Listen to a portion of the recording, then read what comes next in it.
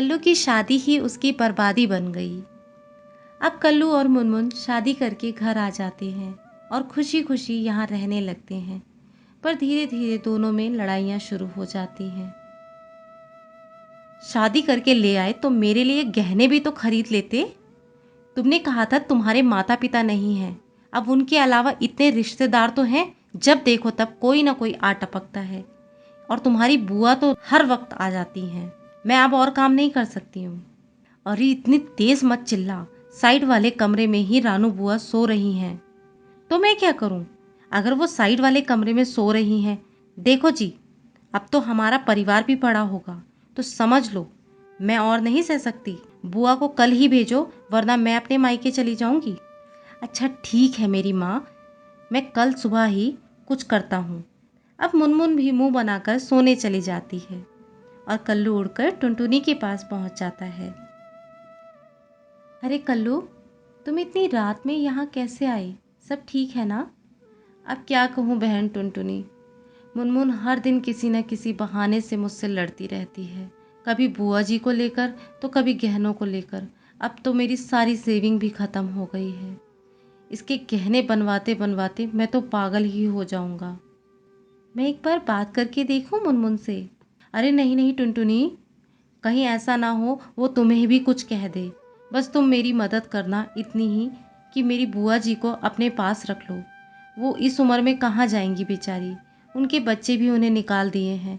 कुछ दिनों तक उन्हें अपने पास रख लो, फिर मैं देखता हूँ कहीं।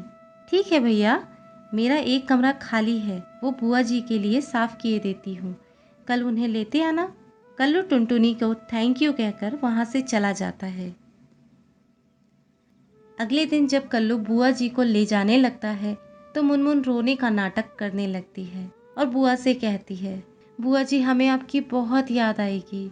ज़्यादा नाटक मत कर मुनमुन, कल रात मैंने सब सुन लिया था। और वो कल्लू के साथ टुनटुनी के यहाँ चली जाती है। टुनटुनी, मैं तुम्हारा एहसान कभी नहीं भूलूंगी बेटा, तुमने मुझ बुढ़िया को अपने पास रखा। अरे बुआ जी ऐसा मत बोलिए आप। अरे टुनटुनी, मुनमुन ने तो कल्लू की ज़िंदगी ही नर्क कर रखी है। मैं तुझे क्या बताऊं, कल ही उसने बैंक से लोन लिया उसके लिए डायमंड का हार लेने के लिए। अब बुआ जी मैं क्या बताऊं, मुझे तो लगा था मुनमुन सुंदर और सुशील है, पर मुझसे ही गलती हुई पहचानने में। अरे बेटा, ऊपर से तो वो बहुत अच्छी बनती है, पर अंदर से बड़ी चालाक है। बुआ जी क्यों ना उसको सबक सिखाया जाए? हाँ मैं भी यही सोच रही थी कि कोई ना कोई तरीके से तो इसको अच्छे से सबक सिखाया जाए। बुआ जी मैं सोच रही थी क्यों ना हम एक नाटक करें। अपनी मैं छोटी बहन की शादी कल्लू से करवा देती हूँ। वो देखने में भी सुंदर है और बहुत ज़्यादा तेज़ है।